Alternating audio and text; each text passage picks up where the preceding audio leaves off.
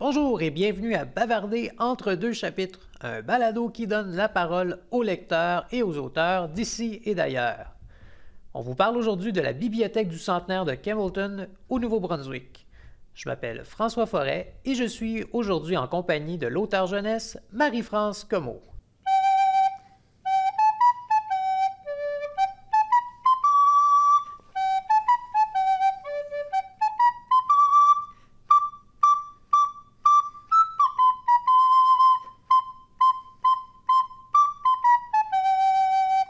J'aime le bon pain, savez-vous comment? Quand il est bien fait, avec beaucoup d'amour. Miam, miam, miam, miam, miam, miam, miam, miam, miam. Miam, miam, miam, miam, miam, miam, miam, miam, miam. Est-ce que ça met en appétit? Pour une conversation? Pour un dialogue? Ou pour un conte? Bien sûr, pour manger un bout de pain, ça sera encore bien mieux. Le monstre dans la cuisine. Bonjour François. Bonjour Marie-France, bienvenue à Bavarder entre deux chapitres, ça va bien? Ça va très bien, merci. Pour commencer notre conversation, pour les auditrices et auditeurs qui ne vous connaîtraient pas, je vais résumer en quelques mots votre parcours. D'accord. Donc, vous êtes natif de Free Grant, un village dans la région Chaleur au Nouveau-Brunswick, et vous vivez à Dalhousie dans le Restigouche depuis Ça va faire 17 ans maintenant. 17 ans. Vous avez fait des études en éducation à la petite enfance et en communication. Oui. En plus d'exercer le métier d'auteur jeunesse, vous êtes conteuse. Ah oui, j'adore compter. En fin de compte, j'étais conteuse bien avant avant d'écrire des contes, avant d'entrer dans les livres, là, j'étais conteuse. Et comme auteur jeunesse, vous avez plusieurs livres à votre actif. La plupart ont été publiés chez Bouton d'Or Acadie. Oui. Votre travail vous a amené à voyager non seulement au Nouveau-Brunswick, mais aussi au Québec, en Ontario et en France. Oui, plusieurs fois, oui. Votre premier livre, L'Étoile dans la pomme, vous a mérité en 2005 le prix Marilyn Trenholm Consell pour l'alphabétisation à la petite enfance. Oui. Et votre dernier venu s'intitule Un monstre dans ma cuisine. Il est illustré par Isabelle Léger et publié chez Bouton d'Or Acadie. Cette maison fantastique. Oui, on est bien. On est bien nourri de toutes les façons dans cette maison d'édition. J'aurais le goût de commencer notre conversation en vous lançant une première question toute simple. Qu'est-ce qui vous a amené à écrire pour les enfants? Mais c'est un monde qui m'appartient. C'est un monde dans lequel tout est possible. C'est un monde qui, tu sais, en fin de compte, tu sais que moi, je viens d'une famille de 15 enfants chez nous. J'avais donc, puis en étant 15 enfants, donc souvent, bien, nos petits frères, nos petites sœurs, je trouvais qu'il y avait la plus belle façon de les consoler, d'attirer leur attention, d'avoir tout simplement un dialogue avec eux, mais c'était avec un conte, à travers le conte. Et en étant aussi de grandes sœurs et de grands frères, mais on se retrouve aussi d'être la gardienne. On va garder ça. Donc, c'est de cette façon que moi, je trouvais que la façon la plus facile, c'était à travers les contes. Juste raconter, qu'on invente, qu'on improvise, des choses. J'avais un truc que on est resté vraiment à l'intérieur. Frequent, c'est vraiment à l'intérieur des terres, OK? Puis, lorsque j'allais garder chez des petits... mes neveux et mes nièces, eux, je les amenais marcher. Ils avaient besoin de beaucoup dépenser d'énergie. C'était des petits-enfants avec full énergie. Donc, pour dépenser l'énergie, on marchait un bon 2000, qui ferait un bon 3 km maintenant, OK? On marchait vraiment à travers, ça s'appelait le chemin de travers. Ça, c'était vraiment un chemin de terre. Pour se rendre de chez leurs parents aux grands-parents. Donc, chez moi. Donc, on partait. Puis là, tout le long, je commençais une histoire. Et l'histoire, eh bien, elle terminait seulement chez les grands-parents. Donc, au fur et à mesure, mais avec ce qui nous entourait, tout ce qui apparaissait, avec les animaux qui apparaissaient, avec les arbres, tout ça, nourrissait mon histoire. Et nourrissait les pas des enfants quand je devais conduire jusqu'à notre objectif chez les grands-parents. Fait que bien souvent, mes contes, c'était de cette façon-là, c'est d'avoir une endurance, de se rendre à tel but, à tel objectif. Puis en disant ça, je me rends compte que en fin de compte, c'est la même chose que je retrouve dans les livres. Que on raconte seulement ce qu'on connaît. Puis on s'entoure, puis bien sûr, on fait des recherches, tout ça, puis pour vraiment bien C'est important de ne pas raconter n'importe quoi. Ça, je trouve ça super important. On ne raconte pas n'importe quoi aux enfants. Aux adultes, on peut raconter n'importe quoi. Ils jugeront eux-mêmes. Ils se démerderont là-dedans. Mais les enfants, c'est important. On raconte des choses qui viennent vraiment du cœur puis qui viennent autour de nous parce qu'eux, ils vont déceler. Ils vont déceler. Donc, si je dis l'étoile dans la pomme, mais en fin de compte, c'est de trouver l'essentiel à l'intérieur de nous. C'est pas compliqué. Tu peux avoir la couleur que tu veux, tu peux avoir la couleur de la pelure que tu veux. Il y a quelque chose qui brille à l'intérieur de toi. Puis c'est d'être capable de dépasser les apparences qu'on peut scintiller. Puis on a tellement à gagner d'aller retrouver l'étoile des autres. Bien, ça, c'est pas compliqué, hein? L'étoile dans la pomme, c'est bien. Puis aussi, je trouve ça bien. Je trouve vraiment que l'étoile dans la pomme, c'est le conte du dodo. C'est vraiment un conte qui lorsque la pomme a un petit chagrin, eh bien, on ne s'endort pas avec un chagrin. Fait que là, avant de s'endormir, comment ça a été aujourd'hui, toi, François? Ça a bien été? Il y a quelque chose. Est-ce que tu as un petit pépin là, qui est là, sur ton petit cœur, là? Mais c'est important. Raconte-moi avant de t'endormir. Puis tu peux rejoindre les étoiles tellement plus vite. Tu peux t'associer avec la Lune tellement plus vite. Te faire bercer d'un rayon de lune. Non, imagine, tu te fais bercer d'un rayon de lune. C'est pas fantastique? Puis tu racontes ton chagrin. Puis là, mais il y a les berceuses avec une étoile au cœur, une étoile au cœur. Fait que les enfants nous demandent une berceuse avant de s'endormir. S'ils ne le demandent pas, offrez-les dons. Puis, ça fait que ça, je trouve vraiment c'est le conte de dos. Fait que tu fais ton histoire. Tu peux même prendre ta collation avant. Tu vas chercher la magie. Tu tranches ta pomme en deux. Tu vas découvrir l'étoile. Donc, c'est pas n'importe quoi qu'on te raconte là. C'est vraiment vrai. Ça existe pour de vrai. Donc, on raconte. Maintenant, viens, je vais te raconter. Elle vient d'où cette étoile, à travers de cette. Puis, mais tu peux l'adapter, hein. Ça, c'est des mots, c'est écrit, mais un conte, une histoire, tu l'adaptes à toi. Fait que les parents, là, ont un indicateur. Vous restez pas... On n'a pas à rester confiné dans un livre entre deux couvertures. On peut aller beaucoup plus loin. C'est bien souvent, un livre, c'est juste comme un départ. Un conte, une histoire, c'est juste le départ de plein d'un autre univers à nous, qu'on va partager avec un adulte ou avec un enfant, des enseignants, des éducateurs. C'est quoi vos sources d'inspiration comme auteur? Qu'est-ce qui vous inspire? Tout ce qui m'entoure. Vraiment, ça va être vraiment... C'est la nature. C'est rarement les gens que je rencontre, mais c'est vraiment en allant marcher dans la nature. Mais si je vais avec Ado d'amour, bien ça, c'est dans le sentier à Hill River, sentier des Anguilles. C'est comme tellement fantastique. Ça peut être tout simplement... Vois-tu, en Bretagne,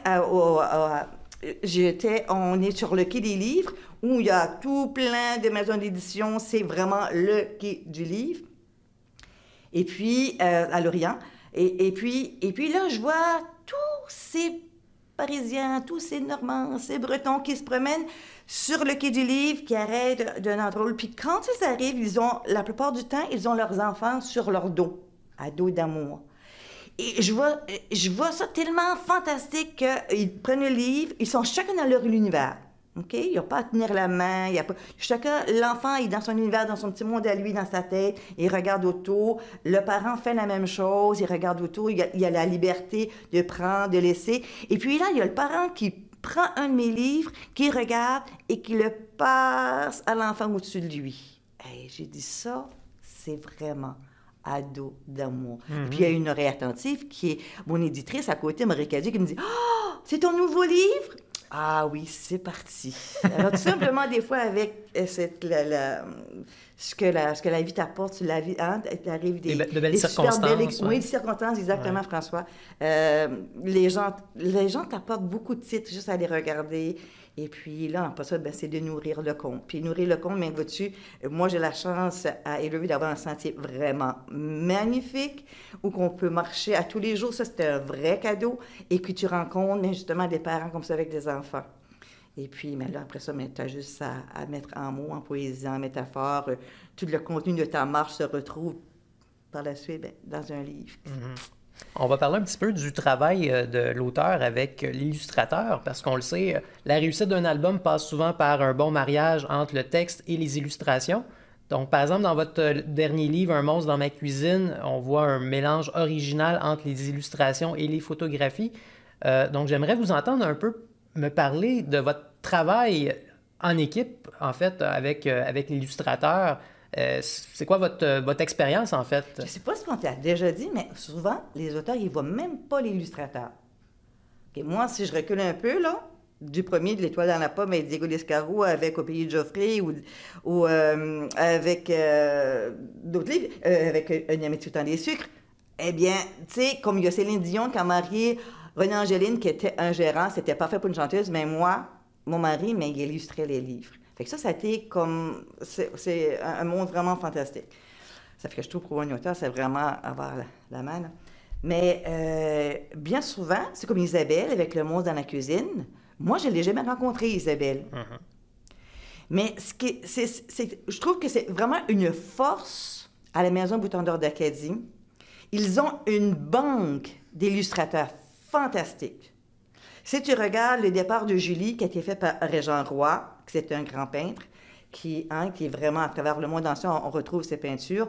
Mais, tu sais, il prend son talent de grand maître, de grand peintre, il le met au service des enfants. Ça, là, c'est tellement fantastique. Mais tu sais, pour le départ de Julie, c'était très bien Régent Roy. Fait qu'eux, ils peuvent se permettre d'aller voir dans leur banque. Un coup que le compte est arrivé, qu'ils l'ont entre les mains, ah oui! Tel illustrateur, là, ça, là, lui, il y a une facilité dans les personnages, ou il y a une facilité... Gilles, il y a une facilité avec des animaux, avec des escargots, avec des trucs comme ça. Lui, c'est ça que sa force. Tandis qu'Isabelle, ça a été moi un coup de cœur. Puis si tu regardes d'autres albums que Isabelle a fait, c'est pas la même chose du tout. Elle va vraiment de différentes formes.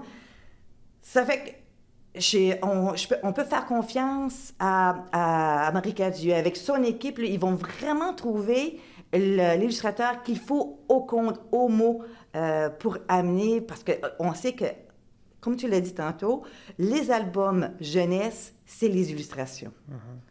C'est tellement fantastique avec le même livre, avec les mêmes illustrations, que tu puisses faire tout plein de contes.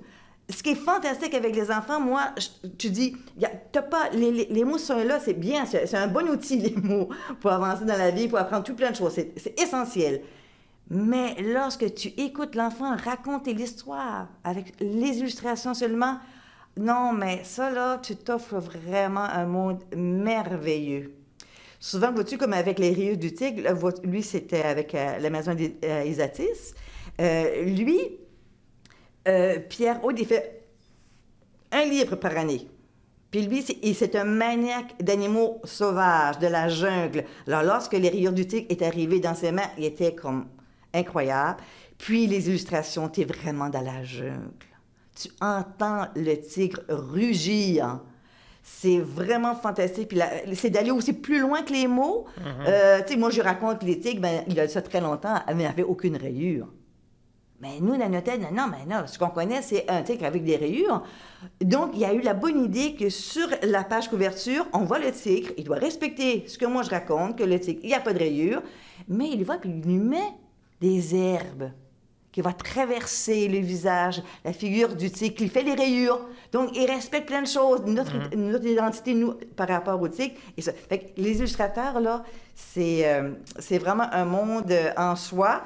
Puis, je me suis rendu compte, j'ai tellement hâte de pouvoir traverser l'Atlantique, puis montrer le monstre dans la cuisine aux gens, à tous ceux qui... On a vraiment des personnes qui viennent tous les ans, qui viennent nous trouver pour cette maison d'édition acadienne, pour nous entendre, bien entendu, je ne sais pas, il paraît qu'on a un accent, mais aussi parce qu'ils trouvent ça fantastique, parce que justement, ils retrouvent tous ces artistes en illustration dans nos livres. Et puis, tu sais, Isabelle, ça va être quelque chose à découvrir. De un, le pain, puis comme tu le dis, hein, elle a utilisé... de la vraie farine. Elle a pris... Non, mais il y a eu beaucoup de travail. Il y a eu un travail de crayon, de pinceau,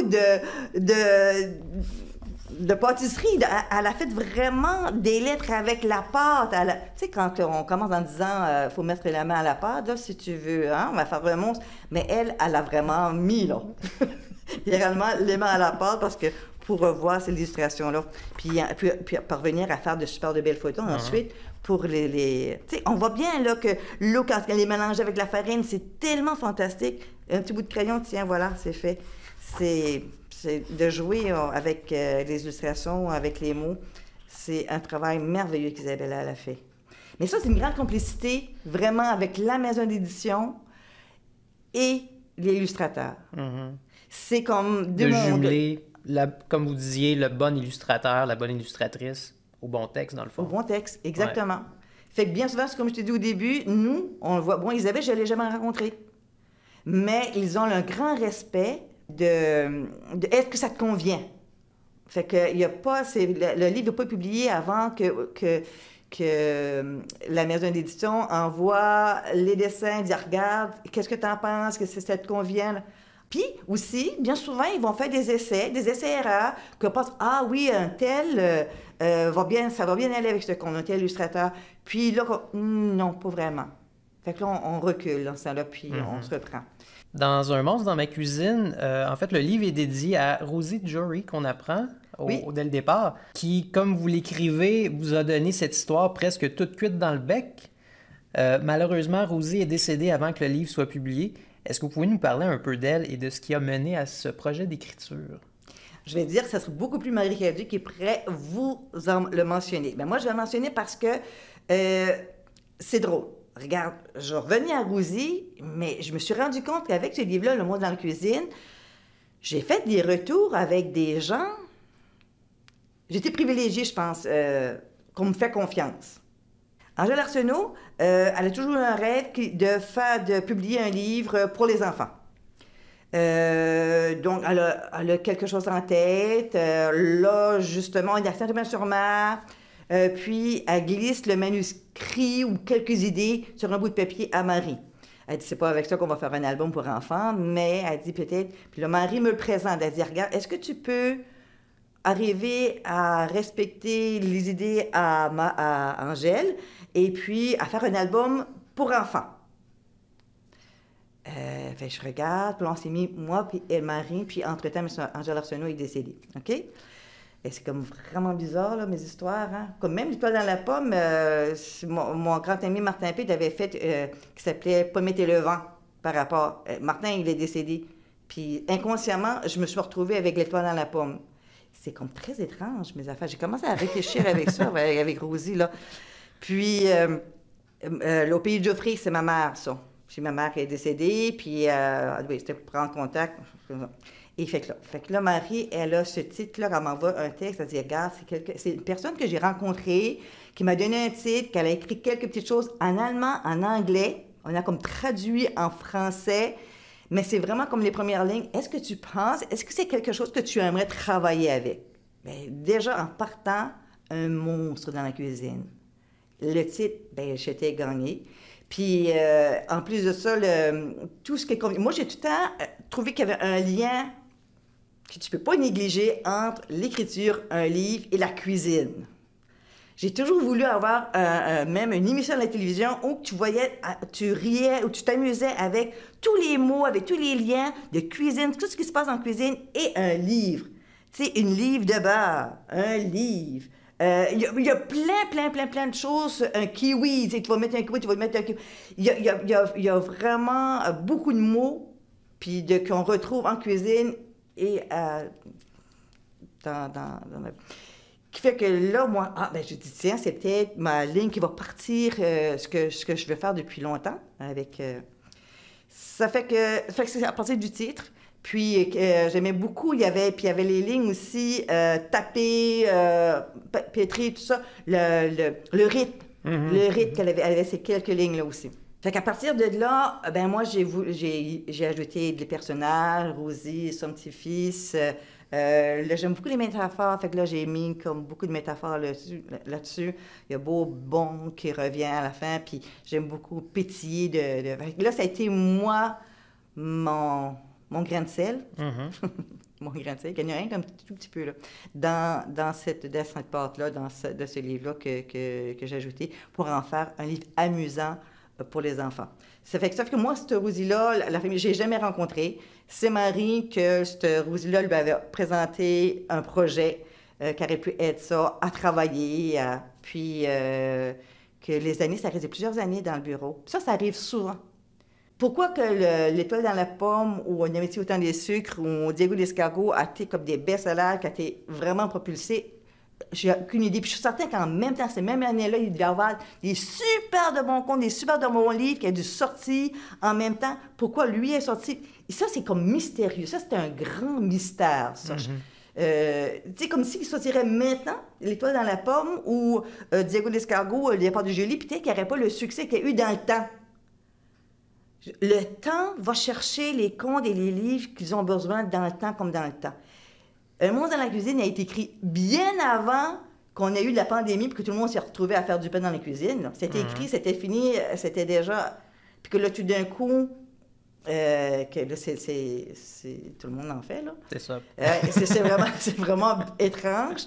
Le pourquoi des choses, là, c'est trop compliqué. Il n'y en a pas de réponse. C'est juste, on dirait... J'étais privilégiée de rencontrer ces personnes-là, justement. J'ai été privilégiée de croiser Rosie, sans jamais la rencontrer, à travers une autre personne. Il n'y en a pas d'adon. Des hasards, là, il n'y en a pas. C'est des rendez-vous. C'est ça. Comme moi, j'ai eu un rendez-vous avec ces mots-là, ces livres-là, puis c'était pour en faire ce qu'il est maintenant, pétiller de plaisir. J'aime tellement ça. L'album jeunesse, c'est... On veut que l'enfant ait du plaisir en l'écoutant, en regardant, en l'animant. Celui-là, il est beaucoup plaisant. Là. Tu peux le faire tout doucement au lit avec les enfants. Quand on peut pétrir notre oreiller facilement. On peut vraiment la retourner. On peut faire exactement comme là-dedans. On peut avoir cette énergie. Puis on peut commencer en enfant la lecture et puis se retrouver avec... Hey, non, mais viens, on peut s'appeler d'un conte aussi d'après-midi parce que viens, on va boulanger parce que j'ai la recette à la fin.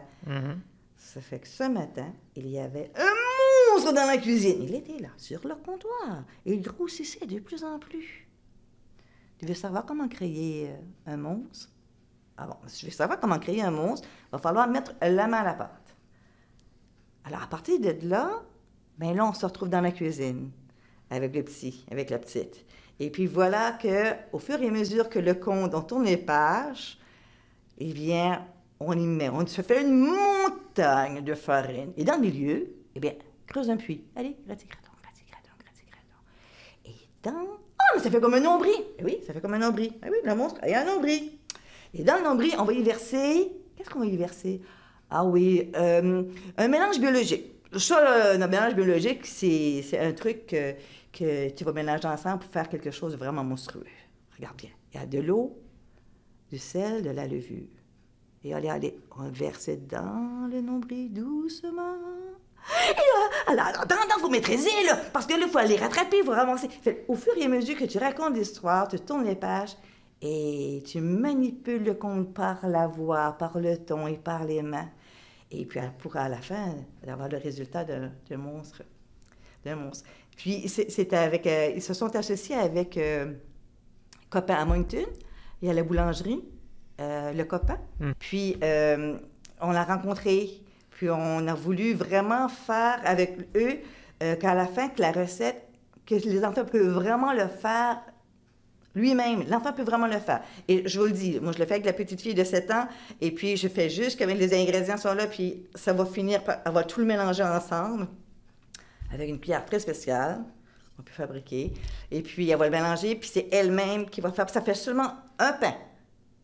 Le truc, tu sais, lorsqu'on dit aux enfants, il faut bien lire les instructions, il faut bien lire les directives, eh bien, moi, j'étais tellement habituée à faire du pain que je n'ai pas bien lu la recette. J'ai pas bien lu la recette. D'après moi, ça devait être, ben ça, OK, on y va. Et puis là, j'attendais que le monstre, qu'il grossit. J'attendais 1 heure, absolument 1h30, 2 heures, c'est déjà levé, là. Mais ton mélange biologique, c'est pas le même mélange biologique qu'on fait avec notre pain. Si tu suis bien la recette, et ça prend 8 heures à lever. Alors, c'est pour ça qu'il faut être très patient dans le temps que ça lève. Alors, j'ai juste pour dire hein, que des fois, on se pense, non, je chose tout ça, moi, je connais bien, mais cette recette, elle est faite vraiment pour que les enfants aient du plaisir à le faire, qu'ils restent reposés, et puis là, on va jouer avec les parents. Qu'on peut jouer aux cartes, on peut danser, on peut chanter, on peut même se tourner les pouces, on peut même s'ennuyer en attendant qu'il lève le C'est des choses à partager. Fait que là, en plus d'avoir partagé les mots, tu me t'amuser à chanter avec, tu partages du temps, et puis là, tu partages quoi à la fin? Une bonne miche de pain, parce qu'elle est vraiment succulente, la miche de pain avec tes enfants. Un thème qui ressort dans votre livre, c'est celui, à mon sens, de la transmission. Le thème est aussi présent dans l'album Une amitié au temps des sucres, dans lequel le jeune Maxime va apprendre à sa nouvelle amie française comment récolter le sirop d'érable, un savoir que ses grands-parents lui ont transmis.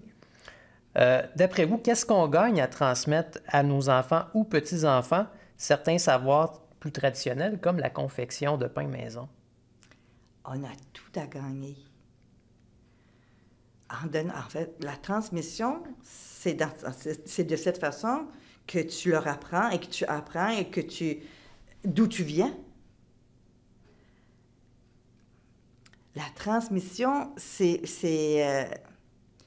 aussi simple que de dire que de voir une limace, un escargot, puis faire « Yark! » Non, mais attends une minute. Bien, si je te raconte là, qu'il y a eu un escargot qui est parti de Bourgogne en France, puis parce qu'il est lent, puis qu'il est gluant, il n'est pas tellement... On ne veut pas vraiment l'avoir avec nous, mais que lui, il a pris la peine de traverser l'océan, de venir ici pour trouver l'amour de sa vie. Non, mais regarde-toi, t'es tout beau. T'es tout beau avec tes grands yeux, avec ta belle petite bouche, ton petit nez. T'es super beau. On t'aime tout de suite. Mais si je te transforme en limace, gluant, ça va peut-être être un peu plus compliqué de te faire aimer. Mais s'il faut traverser l'océan pour se faire aimer, transmettre aux enfants, des connaissances. Puis souvent aussi, c'est dans les livres, comme tu mentionnais, une amitié au temps des sucres, c'est une demande aussi. Une amitié au temps des sucres, c'est les acéricoles du Nouveau-Brunswick. On entend beaucoup parler au Québec, qui font du bon sirop d'érable, qui est bon. Mais c'est qu'on laisse savoir aux enfants qu'ils soient fiers. Transmettre à quelqu'un comme ça, c'est qu'ils soient fiers de quitter, puis d'où tu viens, puis tout ce qui est autour de toi. Comme justement, nous, au Nouveau-Brunswick, on est les deuxièmes plus grands producteurs de sirop d'érable au monde! C'est beaucoup, là! Non, mais fait, tu peux être fier de ça. Puis quand tu mets, c'est peut-être devenir conscient de qui tu es, de qu'est-ce qui t'entoure, puis de ton sirop d'érable que tu mets sur tes crêpes ou à la cuillère, que c'est quelque chose qui t'entoure, puis de faire le lien avec les arbres, tout ça, puis que tu peux transmettre, comme c'est très bien, ils ont beaucoup de choses de la France à nous apporter, mais nous, en Acadie, non, c'est inimaginable tout ce qu'on a à apporter. Fait que de donner et recevoir, c'est ça la transmission, hein? Mm-hmm. C'est donner et recevoir. Donc, je pense que, je sais pas s'il y a un plus beau message que ça. Puis quand on devient, c'est juste de puis les enfants, ils savent tout ça. Les enfants savent tout. Tu viens au monde, tu sais tout. Tu oublies ensuite. Puis là, nous, on essaie de faire le lien en nos connaissances, puis là, d'aller chercher, puis de s'émerveiller de toutes ces transmissions-là. En fin de compte, quand tu es devenu conscient de ce qui t'entoure, de ces érables-là qui coulent, c'est incroyable. Et puis en plus, après ça, tu détonnes parce que là, tu vas au boulot, bien lui aussi, puis donner, puis c'est tout ce qui t'entoure, ce lien-là. Tu sais, comme moi, si tu m'envoies, c'est le côté écologie, hein, c'est vraiment ça aussi, d'être vraiment en lien avec la nature. Tu es fait partie de la nature. Tout ce qui t'entoure, c'est la nature. Une limace, un escargot, une pomme, un pommier, un érable. J'aurais pu mettre un chien, un chat, mais c'est un tigre, dans un sentier. Tu fais partie de ce monde-là. Ce monde-là te transmet, tu transmets. C'est un échange, c'est un respect. C'est... Un partage aussi entre générations.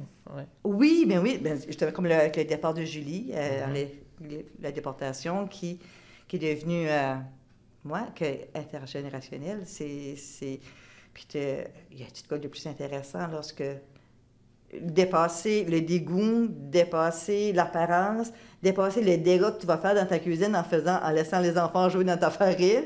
C'est des choses qui t'amènent beaucoup plus loin. Vous évoquiez le départ de Julie, d'ailleurs un album que vous dédiez à vos parents. On trouve une très belle dédicace à la fin qui s'écrit ainsi: « À mes parents qui ont défriché plus de terre que je n'ai semé de mots. » Est-ce que vous voyez une filiation entre le travail de défricheur de vos parents et votre travail d'artiste? C'est quoi les parallèles que vous faites? Ah, tellement! Moi, mon père était inalphabète. Il ne savait ni lire, ni écrire. Et puis, il y avait ma mère qui chantait.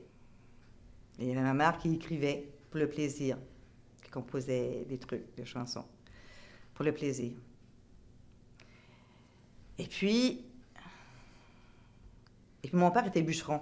Alors, une année défrichée. 15 enfants, imagine. On n'a jamais manqué de rien chez nous. On a même eu, je pense, la première télé, on a eu les premiers trucs, on les avait. Parce que mon père était très vaillant.